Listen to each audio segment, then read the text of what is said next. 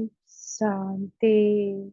आज 4 सितंबर 2024 के साकार वाक्य है। मीठे बाबा कहते, मीठे बच्चे, तुम बेहद के बाप पास आए हो, विकारी से निर्विकारी बनने। इसलिए तुम्हारे में कोई भी भूत नहीं होना चाहिए। बाबा ने कहा है, अब निर्विकारी बनना है और निर्विकारी बनने के लिए 5 विकारों का त्याग करना पड़े। और 5 विकार कैसे त्याग करना है? बाबा की याद से ही 5 विकारों को त्याग कर सकते हैं। प्रश्न है, बाप अभी तुम्हें ऐसी कौन सी पढ़ाई पढ़ाते हैं जो सारे कल्प में नहीं पढ़ाई जाती? बाप अभी तुम्हें ऐसी कौन सी पढ़ाई पढ़ाते हैं जो सारे कल्प में नहीं पढ़ाई जाती? उत्तर देते हैं बाबा, नई राजधानी स्थापन करने की पढ़ाई, मनुष्य को राजाई पद देने की पढ़ाई, इस सभी सुप्रीम बाप ही पढ़ाते हैं। यह नई पढ़ाई सारे कल्प में नहीं पढ़ाई जाती। इसी पढ़ाई से सतयुगी राजधानी स्थापन हो रही है। यह जो पढ़ाई है, जिसको गीता ज्ञान कहा जाता है, 5000 साल में एक बार स्वयं परम पिता इस धरती पर आकर पढ़ाते हैं। भाग्यशाली है वे आत्माएं जो उस पढ़ाई को पढ़ती है। अपने भाग्य की तारीफ करनी होती है, क्योंकि कौन है ईश्वरी संतान, कितना बड़ा भाग्य मिला है। ओम शांति। यह तो बच्चे जानते हैं, हम आत्मा है, ना कि शरीर। इनको कहा जाता है देही अभिमानी। मनुष्य सब है देह अभिमानी। यह है ही पाप आत्माओं की दुनिया अथवा विकारी दुनिया। रावण राज्य है। सतयुग पास ही हो गया है। वहां सब निर्विकारी रहते थे। बच्चे जानते हैं, हम ही पवित्र देवी देवता थे जो 84 जन्मों के बाद फिर पतित बने हैं। सब तो 84 जन्म नहीं लेते हैं। भारतवासी ही देवी देवता थे जिन्होंने 82, 83, 84 जन्म लिए हैं। वही पतित बने हैं। भारत ही अविनाशी खंड गाया हुआ है। तो कभी भारत कितना सुंदर था, देवी देवता राज्य करते थे, कितनी सभ्यता थी भारत में। आज भारत में है नहीं। 5 विकारों के कारण भारत की ये हालत हुई है। अगर 5 विकारों को छोड़ दिया जाए तो भारत पहले जैसा बन जाएगा। और जो सहयोग करेंगे भारत को फिर से पावन बनाने में, उनका कितना भाग्य बनेगा। भाग्यवान है वो आत्माएं जो इस समय भारत को फिर से पावन बनाने की मदद कर रही है।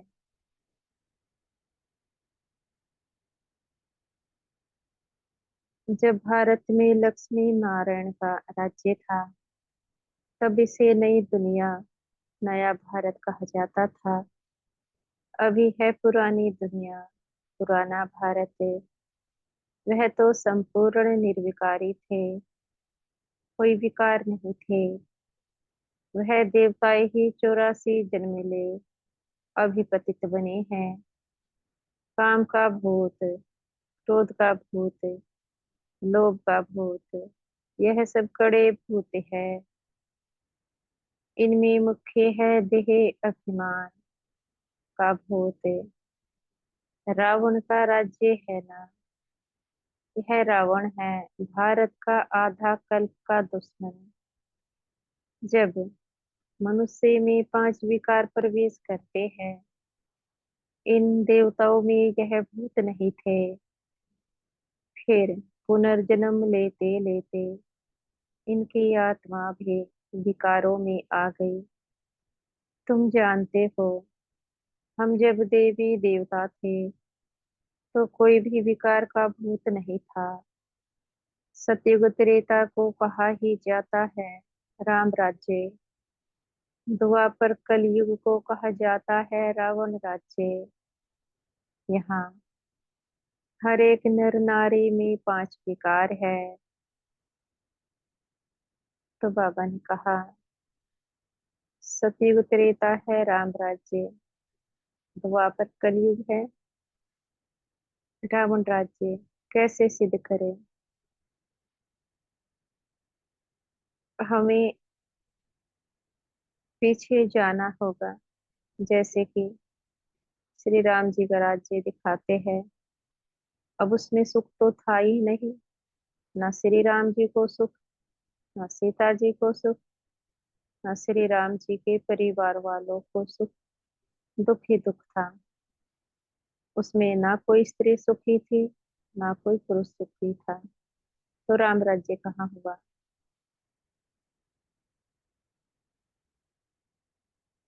अगर श्री कृष्ण जी को भी देखते हैं, उनका जीवन भी ऐसा ही रहा है। वहां पर भी किसी को सुख नहीं था। तो किस राम राज्य की बात होती है? राम राज्य वह जहाँ पर सुख ही सुख हो, आत्मा भी सुखी। जिस शरीर में आत्मा बैठी है, उस शरीर में भी कोई तकलीफ नहीं। वह दुनिया भी इस दुनिया से अलग, वह राम राज्य है। और वह दुनिया अब आने वाली है। ये बात हम उनको समझा सकते हैं जो भक्त आत्माएं हैं।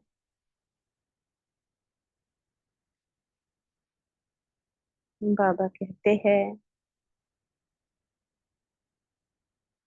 द्वापर से कलयुग तक 5 विकार चलते हैं।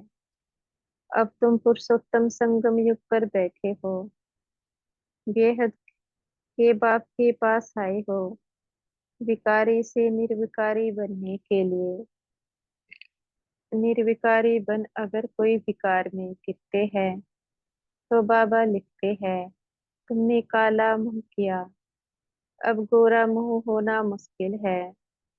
5 मंजिल से गिरने जैसा है, हड्डियां टूट जाती है। गीता में भी है भगवानुवाच, काम महाशत्रु है। भारत का वास्तविक धर्मशास्त्र है ही गीता। गीता में लिखा हुआ है, काम महाशत्रु है। पर जो गीता पढ़ने वाले हैं, वो इस चीज पर ध्यान ही नहीं देते कि गीता में लिखा हुआ क्या है। जो लिखा हुआ है क्या उसको जीवन में अप्लाई कर रहे हो? काम विकार का त्याग कर रहे हो? पढ़ा और भूल गए। ये बात हम उनसे पूछ सकते हैं जो गीता पढ़ते हैं, कि जो आप पढ़ रहे हो, जिन चीजों का त्याग करने के लिए गीता में कहा गया है, क्या उसका त्याग किया? और हम जो गीता में लिखा हुआ है काम महाशत्रु है, उसका त्याग करते हैं।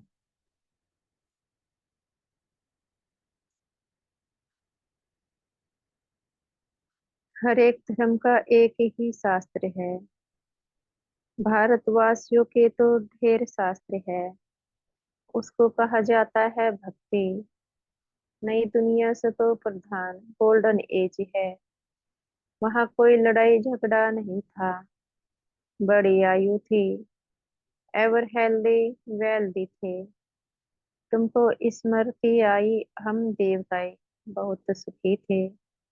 वहां अकाले मृत्यु होती नहीं, काल का डर रहता नहीं। वहां हेल्थ वेल्थ हैप्पीनेस सभी रहती है।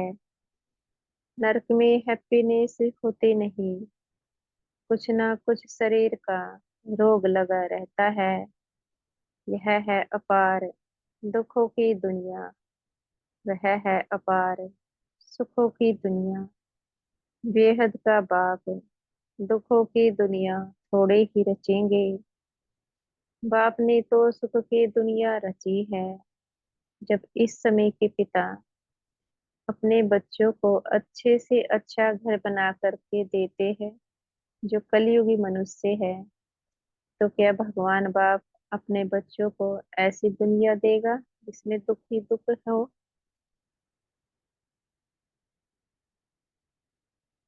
कहने वाले कहते, भगवान आप ही सुख देते हो, आप ही दुख देते हो। उनसे ये बातें पूछ सकते हैं, क्या आप अपने बच्चों को सुखी देखना चाहते हैं? जब आप सुखी देखना चाहते हैं तो भगवान क्यों बच्चों को दुख देगा? आत्मा तो भगवान का बच्चा है।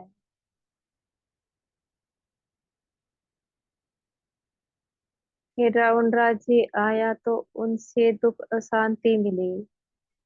सतयुग है सुख धाम, कलयुग है दुख धाम।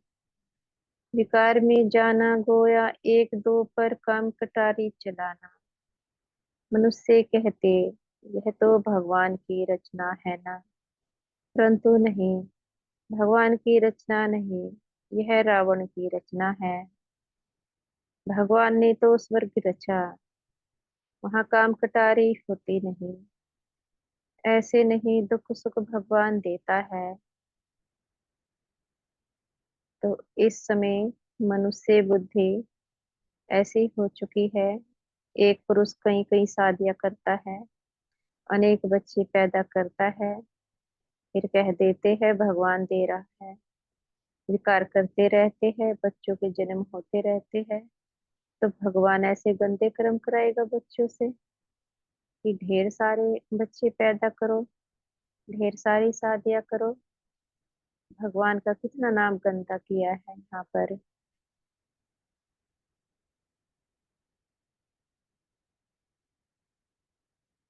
अरे भगवान बेहद का बाप बच्चों को दुख कैसे देगा? वह तो कहते हैं मैं सुख का वर्षा देता हूँ। फिर आधा कल्प के बाद रावण श्रापित करते हैं। सतयुग में तो अथाह सुख थे, माला माल थे। एक ही सोमनाथ के मंदिर में कितने हीरे जवाहरात थे। भारत कितना सोलवेंट था, अभी तो इंसोल्वेंट है। सतयुग में 100% सोलवेंट, कलयुग में 100% इंसोल्वेंट। यह खेल बना हुआ है, अभी है आयरन एज। खाद पड़ते पड़ते बिल्कुल तमो प्रधान बन गए हैं। कितना दुख है। यह एरोप्लेन आदि भी 100 वर्ष में बने हैं। इनको कहा जाता है माया का पंप। तो मनुष्य समझते साइंस ने तो स्वर्ग बना दिया है, परंतु यह है रावण का स्वर्ग। कलयुग में माया का पंप देख पंप देख तुम्हारे पास मुश्किल आते हैं, समझते हैं। हमारे पास तो महल मोटरें आती हैं। बाप कहते हैं स्वर्ग तो सतयुग को कहा जाता है। जब इन्हें लक्ष्मी नारायण का राज्य था, अब इन लक्ष्मी नारायण का राज्य थोड़े ही है। अब कलयुग के बाद फिर इनका राज्य आएगा। पहले भारत बहुत छोटा था, नई दुनिया में होते ही है 9 लाख देवताएं। बस पीछे वृद्धि को पाते रहते हैं, सारी सृष्टि वृद्धि को पाती है ना। पहले पहले सिर्फ देवी देवता थे, तो बेहद का बाप वर्ल्ड की हिस्ट्री ज्योग्राफी बैठ समझाते हैं। बाप बिगर और कोई बतला ना सके, उनको कहा जाता है नॉलेजफुल गॉड फादर। सब आत्माओं का फादर है। आत्मा ये सब भाई भाई है, फिर भाई और बहन बनती है। तुम सब हो एक प्रजापिता ब्रह्मा के एडॉप्टेड चिल्ड्रेन। सभी आत्माएं उनकी संतान तो है ही। उनको कहा जाता है परम पिता, उनका नाम है शिव। वैसे बाप समझाते हैं, मेरा नाम एक ही शिव है। फिर भक्ति मार्ग में मनुष्यों ने बहुत मंदिर बनाए हैं, तो बहुत नाम रख दिए हैं। भक्ति की सामग्री कितनी ढेर है, उसको पढ़ाई नहीं कहेंगे। तो बाबा ने कहा है, भक्ति की सामग्री ढेर है, उसको पढ़ाई नहीं कहेंगे। पढ़ाई इसलिए नहीं कहेंगे क्योंकि भक्ति में कहानी किससे है। जो भी देवी देवता भक्ति में दिखाते हैं, उनके जीवन से जुड़ी हुई कहानियां हैं। ना आत्मा का ज्ञान है, ना आत्मा के गुणों का और शक्तियों का ज्ञान है, ना परमात्मा का ज्ञान है। परमात्मा का आत्मा से संबंध क्या है, परमात्मा किससे बना है। आदि मध्य अंत की नॉलेज है ही नहीं। इसलिए बाबा ने कहा है कि भक्ति को ज्ञान नहीं कहेंगे, उसमें पढ़ाई नहीं है, उसमें कोई एम ऑब्जेक्ट नहीं है कि इसको पढ़ने से ये बन जाएंगे। उसमें एम ऑब्जेक्ट कुछ भी नहीं है, ही नीचे उतरने की। नीचे उतरते उतरते तमो प्रधान बन जाते हैं, फिर सतो प्रधान बनना ही है सबको। अगर भक्ति में कल्याण होता, तो भारतवर्ष में सबसे ज्यादा भक्ति होती है, उसके बाद भी भारत गिर क्यों रहा है। भारत को उठना चाहिए। इतनी भक्ति होने के बाद भी इन बातों से सिद्ध होता है, भक्ति में बल नहीं। अगर बल होता, आज भारतवासी भी दूसरे देशों के मुकाबले बलवान होते। भारत दूसरे देशों जैसा होता, जैसे कि अमेरिका है, अन्य देश है। भारत में इतनी गरीबी नहीं होती जितनी आज देखने को मिलती है। भारत में इतनी गंदगी नहीं होती जितनी इस समय है। विचारों की गंदगी सबसे अधिक फैल चुकी है। जिस भारत में देवी देवता रहते थे, आज उस भारत की हालत देखो क्या हो चुकी है। इतनी भक्ति होने के बाद भी।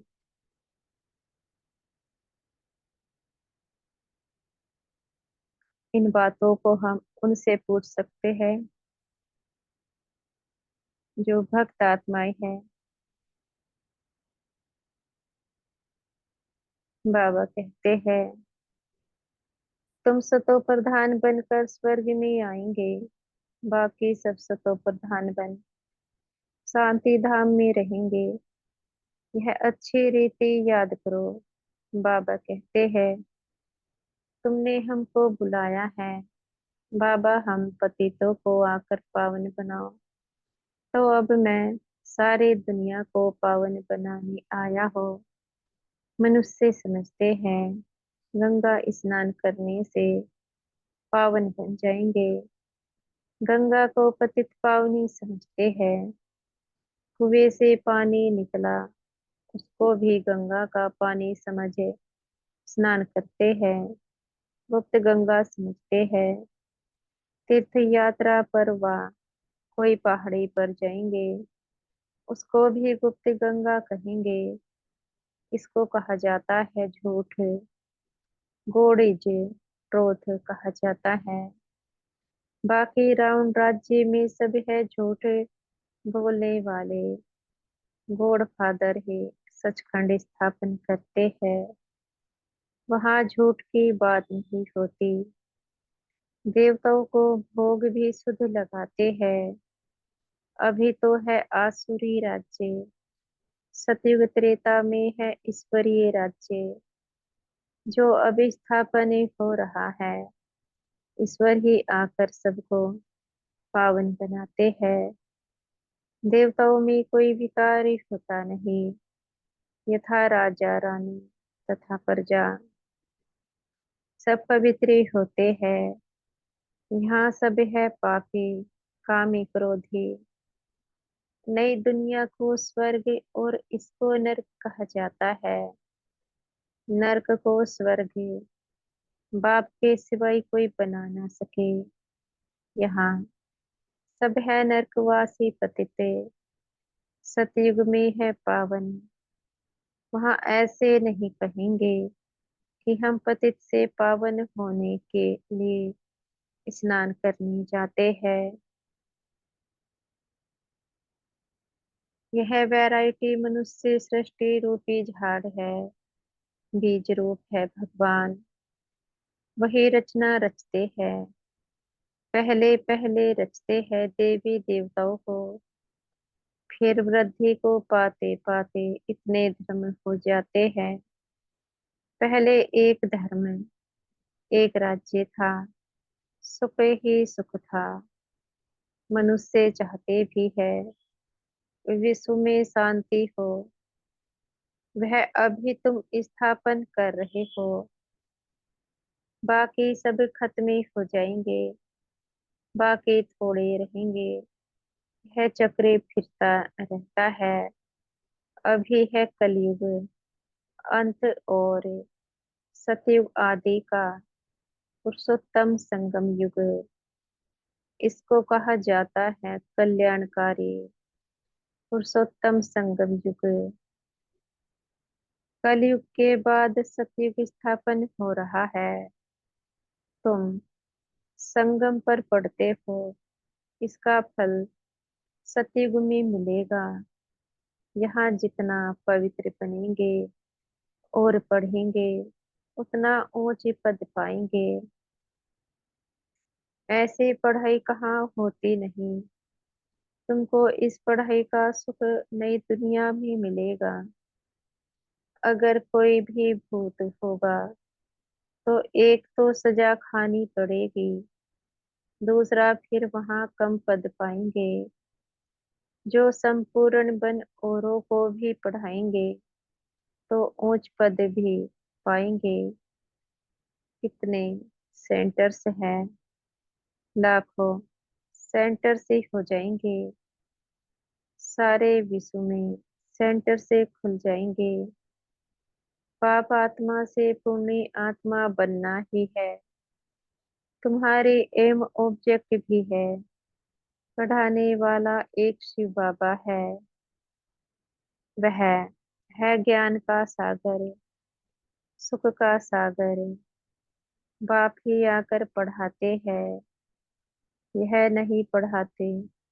इनके द्वारा वह पढ़ाते हैं। इनको गाया जाता है भगवान का रथ है, भाग्यशाली रथ है। तुमको कितना पद्मा पदम भाग्यशाली बनाते हैं। तुम बहुत साहूकार बनते हो, कभी भी बीमार नहीं पड़ते। हेल्थ वेल्थ हैप्पीनेस सब मिल जाता है। यहाँ भल धन है, परंतु बीमारियां आती है। वह हैप्पीनेस रह ना सके, कुछ ना कुछ दुख ही रहता है। उनका तो नाम ही है सुखधाम, स्वर्ग, पैराडाइज। इन लक्ष्मी नारायण को यह राज्य किसने दिया, यह कोई भी नहीं जानते। यह भारत में रहते थे, विश्व के मालिक थे। कोई पार्टीशन आदि नहीं था।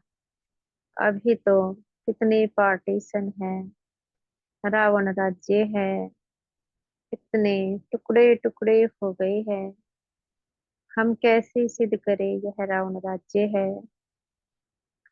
रावण के चरित्र को देखो। रावण में कौन सी बुराई थी? काम क्रोध लोभ मोह अहंकार, ये बुराइयां रावण में थी। इन बुराइयों के कारण ही श्री राम जी ने रावण को मारा। श्री राम जी ने रावण को मार दिया, रावण के शरीर को मारा। पर रावण की जो आत्मा थी, उसका परिवर्तन तो नहीं कर पाए। वह आत्मा अपने उन्हीं गलत विचारों के साथ श्री राम जी के हाथों मारी जाती है। तो जो बुराई थी रावण की, उस बुराई का अंत नहीं हुआ। वह बुराई उस समय भी देखने में आती है, जब एक धोबी अपनी पत्नी को मारता है। एक चरित्र धोबी का दिखाते हैं कि वह अपनी पत्नी को मार रहा था, और कौन से शब्द कहा कि मैं श्री राम जी नहीं हूँ जो तुम्हें अपने घर में रखो, क्योंकि धोबन के चरित्र पर शक किया। श्री राम जी ये बातों को सुन रहे थे। उसके बाद क्या हुआ? उन बातों को सुनकर श्री राम जी ने सीता जी को महल से बाहर निकाल दिया। अब सीता जी का क्या दोष? सीता जी का कोई दोष था? पर इन बातों में ना जा करके जो रावण राज्य है उसको सिद्ध करना है कि इस समय रावण राज्य है। रावण की बुराइयों का अंत नहीं हुआ। आज भी वह बुराइयां ऐसे ही इस सारे विश्व में पनप रही है, और कई गुना बढ़ चुकी है।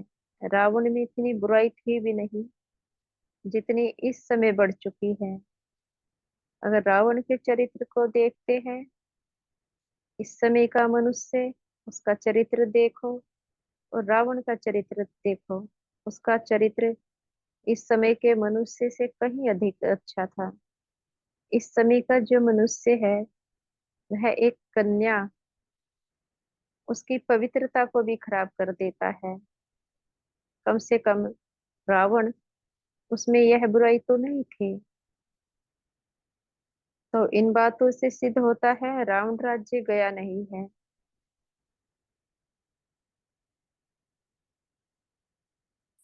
बाबा कहते हैं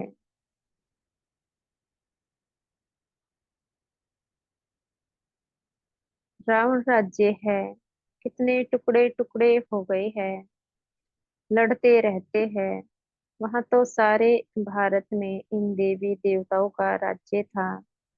वहां वजीर आदि होते नहीं। यहाँ तो वजीर देखो कितने हैं, क्योंकि बेअक्ल है। तो वजीर भी ऐसे ही तमो प्रधान पतित है।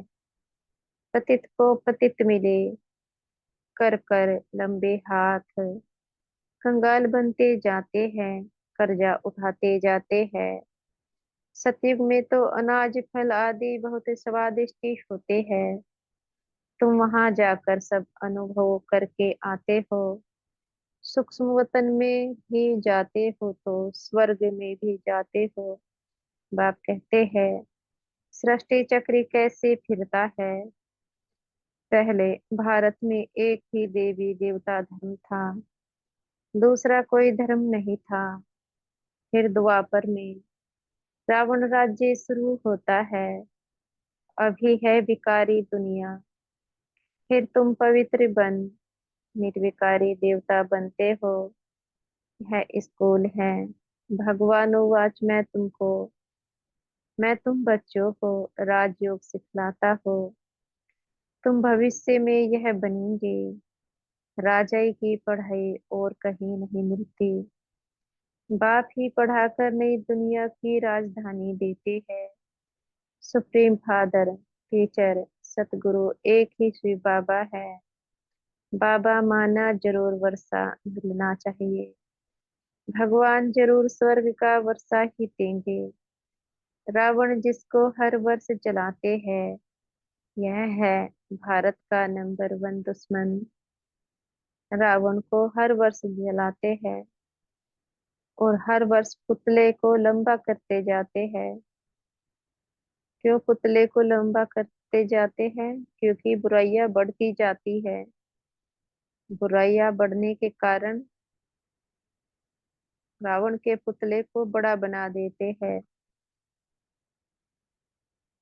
रावण ने कैसा असुर बना दिया है। इनका राज्य 2500 वर्ष चलता है।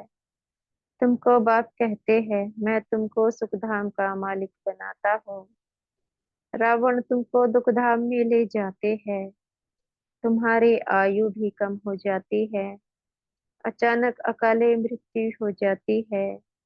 अनेक बीमारियां होती रहती है। तो इस समय बाबा क्या करने आए हैं? रावण की जंजीरों से छुड़ाने आए हैं। अगर आज भी अपने 5 विकारों का त्याग नहीं करते तो यह रावण के संस्कार है। अगर भगवान बाप का बनने के बाद भी रावण की बुराइयों का अंत नहीं करते तो क्या प्राप्त किया? क्या भगवान बाप जो इस दुनिया में आए हुए हैं उनका सम्मान रखा? वो क्या करने आए हैं? बुराइयों का त्याग कराने। और बुराइयां क्या है? काम, क्रोध, लोभ, मोह, अहंकार। ये अपनी चेकिंग है। हम अपने पिता को कितना सहयोग देते हैं और रावण को कितना सहयोग देते हैं।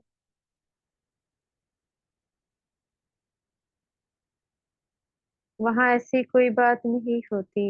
नाम ही है स्वर्ग। अभी अपने को हिंदू कहलाते हैं क्योंकि पतित है। तो देवता कहलाने लायक नहीं है। बाप इस रथ द्वारा बैठ समझाते हैं। इनके बाजू में आकर बैठते हैं तुमको पढ़ाने। तो यह भी पढ़ते हैं। हम सब स्टूडेंट हैं। एक बाप ही टीचर है। अभी बाप पढ़ाते हैं। फिर आकर 5000 वर्ष के बाद पढ़ाएंगे। यह ज्ञान, यह पढ़ाई फिर गुम हो जाएगी।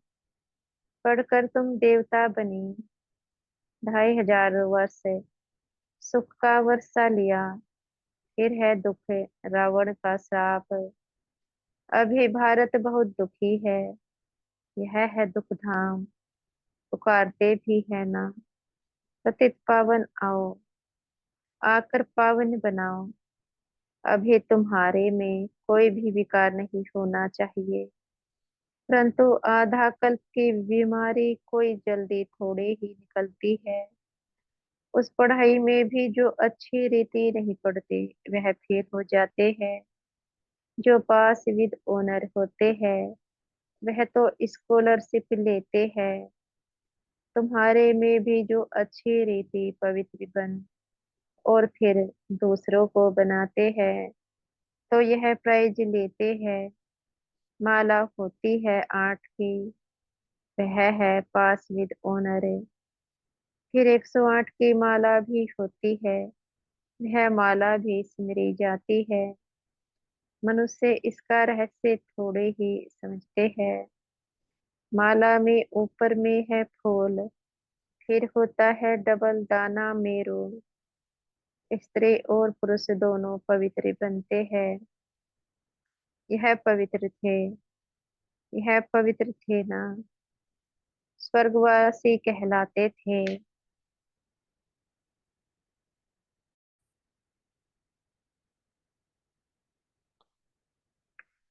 यही आत्मा फिर पुनर्जन्म लेते लेते अब पतित बन गई है। फिर यहाँ से पवित्र बन पावन दुनिया में जाएंगे। वर्ल्ड की हिस्ट्री ज्योग्राफी रिपीट होती है ना। विकारी राजे निर्विकारी राजाओं के मंदिर आदि बनाकर उन्हों को पूजते हैं। वही फिर पूज्य से पुजारी बन जाते हैं। विकारी बनने से फिर वह लाइट का ताज भी नहीं रहता है। यह खेल बना हुआ है। यह है बेहद का वंडरफुल ड्रामा। पहले एक ही धर्म होता है, जिसको राम राज्य कहा जाता है। फिर और धर्म वाले आते हैं। यह सृष्टि का चक्र कैसे फिरता रहता है, सो एक बाप ही समझा सकते हैं। भगवान तो एक ही है। अच्छा, मीठे मीठे सिखिल दे बच्चों प्रति माता पिता बाप दादा का याद प्यार और गुड मॉर्निंग। रूहानी बाप के रूहानी बच्चों को नमस्ते। हम बच्चों के भी मीठे प्यारे बाप दादाजी को याद प्यार गुड मॉर्निंग और नमस्ते। धारणा के लिए मुख्य सार है। स्वयं भगवान टीचर बनकर पढ़ाते हैं, इसलिए अच्छी रीति पढ़ना है। स्कॉलरशिप लेने के लिए पवित्र बनकर दूसरों को पवित्र बनाने की सेवा करनी है। दूसरा पॉइंट है, अंतर में काम क्रोध आदि के जो भी भूत प्रवेश है, उन्हें निकालना है। एम ऑब्जेक्ट को सामने रखकर पुरुषार्थ करना है। तो बाबा ने होमवर्क दिया है, स्कॉलरशिप लेनी है तो पवित्र बनो और पवित्र बनाने की सेवा करो। दूसरा बाबा ने कहा है कि जो 5 भूत है, उनको अपने में नहीं आने देना है। अगर वह आते हैं तो जो हमारी एम ऑब्जेक्ट है लक्ष्मी नारायण बनने की, उनको सामने रखो। क्या लक्ष्मी नारायण ऐसे बनेंगे इन विकारों के होते हुए? अगर लक्ष्मी नारायण बनना है तो इन विकारों का त्याग करना है, क्योंकि लक्ष्मी नारायण तो इसी समय बनना है। जो गुण लक्ष्मी नारायण में थे, वह गुण इसी समय धारण करने हैं। संस्कारों का परिवर्तन। आज का वरदान है, माया की छाया से निकल, माया की छाया से निकल, याद की छत्र छाया में रहने वाले, याद की छत्र छाया में रहने वाले, बेफिक्र बादशाह भव, बेफिक्र बादशाह भव। जो सदा बाप के याद की छत्र छाया के नीचे रहते हैं, वो स्वयं को सदा सेफ अनुभव करते हैं। माया की छाया से बचने का साधन है बाप की छत्र छाया। छत्र छाया में रहने वाले सदा बेफिक्र बादशाह होंगे। अगर कोई फिक्र है तो खुशी गुम हो जाती है। खुशी गुम हुई, कमजोर हुई, तो माया की छाया का प्रभाव पड़ जाता है। क्योंकि कमजोरी ही माया का आह्वान करती है। माया की छाया स्वप्न में भी पड़ गई तो बहुत परेशान कर देगी। इसलिए सदा छत्र छाया के नीचे रहो।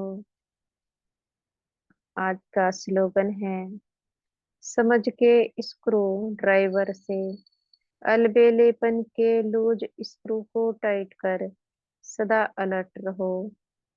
समझ के स्क्रू ड्राइवर से अलबेलेपन के लूज स्क्रू को टाइट कर सदा अलर्ट रहो। अच्छा, ओम शांति।